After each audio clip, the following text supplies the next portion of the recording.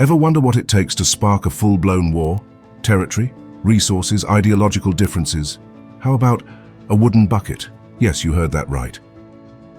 Today we're diving into the most gloriously petty conflict in human history, where thousands died, cities burned, and all because someone couldn't keep their hands off a perfectly ordinary water-drawing device. Get ready for a history lesson that's equal parts hilarious and horrifying. What's up, history lovers? Imagine the gravitas of modern international conflicts. War rooms buzzing, diplomats in tense negotiations, the fate of nations hanging in the balance. Now, picture medieval Italy, 1325, a land of vibrant city-states, fierce rivalries, and an utterly unremarkable wooden bucket. This wasn't a bucket filled with gold, nor a sacred relic. It was just a plain old wooden bucket, probably used for fetching water from a well.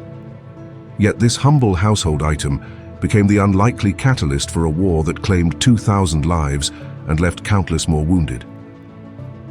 To truly grasp how a simple bucket could ignite such a conflagration, we need to set the scene. Medieval Italy was less a unified nation and more a chaotic patchwork quilt of independent city-states.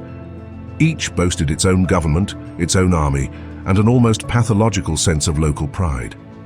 Our main players in this bucket-based drama are Bologna and Modena. Bologna was a wealthy, powerful city, controlling crucial trade routes and brimming with self-importance. Modena, while smaller and less affluent, was fiercely independent and harbored a deep-seated resentment for Bologna's dominance. These two cities weren't just neighbors. They were the kind of neighbors who'd passive-aggressively trim their hedges just a little bit higher. Their proximity fueled a rivalry that simmered with constant tension, ready to boil over at the slightest provocation. Beyond local squabbles, medieval Italy was cleaved by a monumental political divide: the Guelphs and the Ghibellines. The Guelphs staunchly supported the Pope, viewing him as the ultimate authority. Think of them as the papal party. The Ghibellines, on the other hand, threw their allegiance behind the Holy Roman Emperor. They were the imperialists, often clashing with Guelph cities over power and influence. This wasn't just a political preference, it was a deeply ingrained ideological and often religious opposition. Bologna, naturally, was a proud Guelph city. Modena, with equal fervor, was Ghibelline. This meant their rivalry wasn't just about who had the fancier cathedral, it was a clash of worldviews, a microcosm of Europe's grand political struggles. For decades, this ideological chasm manifested in endless skirmishes, raids, and border disputes. By 1325, an uneasy truce had settled over the region. Both cities pretended to play nice, but beneath the surface, the animosity festered like a medieval wound. Then one fateful night, a group of Modena soldiers decided to spice things up. During a routine raid into Bolognese territory, probably looking for anything valuable to pilfer, one soldier stumbled upon a well, and there it was, a wooden bucket. Perhaps he needed a new one, or maybe it was just a spur-of-the-moment act of petty larceny. He grabbed the bucket, a mundane object, and spirited it away back to Modena. They probably displayed it as a joke, a small trophy to mock their rivals.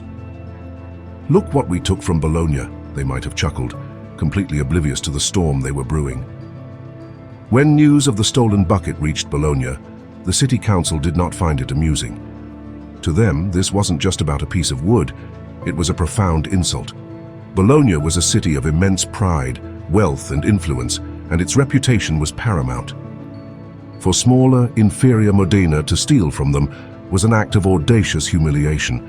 In medieval culture, honor was everything, and allowing such a slight to go unanswered was a sign of weakness. Bologna demanded the bucket's immediate return, probably with a sternly worded letter delivered by a very important-looking messenger. Modena, however, was having none of it. They had stolen the bucket, they had it now, and they weren't about to give it back. Their refusal was defiant, a clear message that Bologna couldn't simply dictate terms to them. This wasn't just about a bucket anymore. It was about principle, about who held the upper hand. Bologna faced a choice: swallow their pride and accept the humiliation, or escalate. They chose violence, and so Bologna officially declared war on Modena. The casus belli, a wooden bucket. Now, to be fair, the bucket was merely the spark that ignited a powder keg of pre-existing tensions. Decades of rivalry, political opposition, religious conflict, and accumulated grudges had all been building to this moment. The bucket was just the most comically absurd excuse imaginable. But still, the official reason for this monumental conflict was clear. Modena stole a bucket and refused to return it.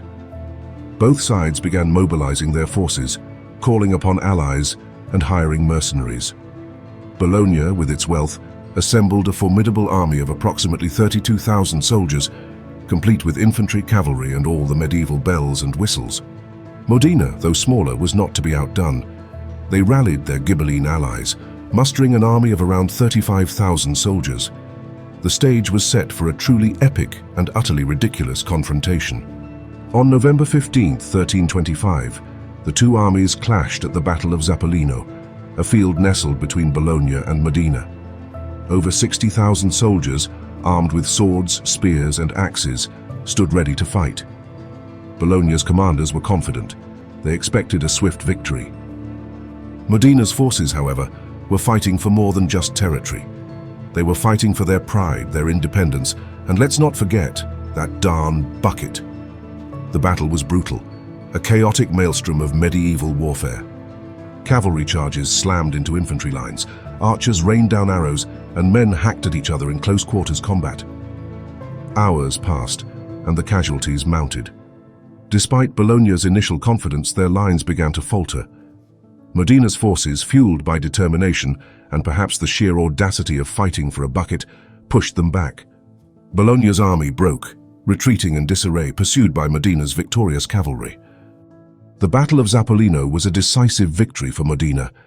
The final tally was grim: approximately 2,000 soldiers killed, thousands more wounded, and hundreds of Bolognese prisoners captured. Modena's army returned home as heroes, parading their victory through the streets. And yes, they still had the bucket. Bologna, utterly humiliated, had lost a major battle, countless soldiers, and their honor. To add insult to injury, they still didn't have their bucket back. The war eventually wound down, and peace treaties were signed. But even during negotiations, when Bologna meekly requested the return of their bucket, Modena steadfastly refused. They had won the war, they argued, and the bucket was their rightful trophy. It was placed in the Guelphs Tower, next to Modena's cathedral, a permanent monument to their triumph. Centuries rolled by. Italy eventually unified in the 1800s, bringing Bologna and Modena under the same national umbrella. Today, they are friendly Italian cities, their ancient rivalries largely forgotten. Yet the bucket remains. Nearly 700 years later, it still sits proudly in the Guelphs Tower, a tourist attraction that draws visitors from around the world. Bologna has, on multiple occasions throughout history, politely and probably not so politely, asked for its return. Modena, with unwavering resolve, has always said no. It's their bucket now. They won it fair and square in a war that they won. Now, for a dash of historical intrigue and a pinch of comedic skepticism. Some historians, bless their meticulous hearts, aren't entirely convinced that the bucket displayed today is the original bucket. It's possible it's a replica, or that the original deteriorated over time and was replaced. Modena, of course, insists it's the genuine article. Historians, while skeptical, largely don't care. The story is simply too good to let a little thing like authenticity get in the way. Real or replica, the bucket stands as a powerful symbol of the pettiest war in history, and Modena, come hell or high water, is keeping it. So what profound wisdom can we glean from the War of the Bucket? In medieval culture, honor was a currency more valuable than gold. An insult, no matter how trivial its origin, could not go unanswered. The bucket itself was worthless, but the act of stealing it and refusing its return was a direct challenge to Bologna's pride. It's the medieval equivalent of a social media feud escalating wildly, but with actual armies instead of angry emojis. Wars are rarely fought for the stated reason. The War of the Bucket wasn't really about the bucket. It was about decades of simmering rivalry, political and religious opposition, economic competition, and territorial disputes. The bucket was merely the convenient, albeit absurd, excuse. It was the final straw that made it acceptable to unleash the dogs of war.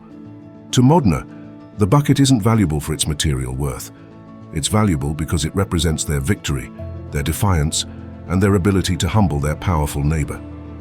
It's a tangible trophy of their triumph. Think of sports trophies. They're just metal and plastic, but they embody achievement, legacy, and bragging rights. Nobody's giving back the World Cup because it's just a ball. For 700 years, Bologna has occasionally asked for the bucket back. For 700 years, Modena has said no. Even though the cities are now friendly, the bucket remains a symbol of an ancient grudge. Humans are inherently petty. We hold grudges, we keep trophies, and sometimes we just refuse to let things go. 7 centuries is a long time to hold on to someone's bucket, but here we are. The War of the Bucket isn't an isolated incident. History is littered with conflicts sparked by equally ridiculous pretexts. The Football War, 1969. El Salvador and Honduras went to war after a soccer match, though underlying issues of immigration and land were the real culprits. The War of Jenkins' Ear, 1739. Britain declared war on Spain because a Spanish coast guard cut off a British sailor's ear. Over 100,000 people died. Over an ear. The Pig War, 1859. The US and Britain nearly came to blows because an American farmer shot a British pig that was eating his potatoes. Seriously. The Pastry War, 1838. France invaded Mexico because a French pastry chef claimed Mexican officers ate his pastries without paying. But the War of the Bucket still holds a special place in the annals of absurdity. 2,000 dead, all for a wooden pail, and Modena still won't give it back, 700 years later. Sometimes it really is about the principle. Sometimes people would rather go to war than admit they were wrong. And sometimes you keep the bucket because giving it back would mean they won. 700 years isn't long enough to forgive a stolen bucket, apparently. Thanks for watching History's Hot Takes. Hit that subscribe button for more stories about historical events that sound absurd, but are 100% real. New videos every week proving that humans have always been ridiculous.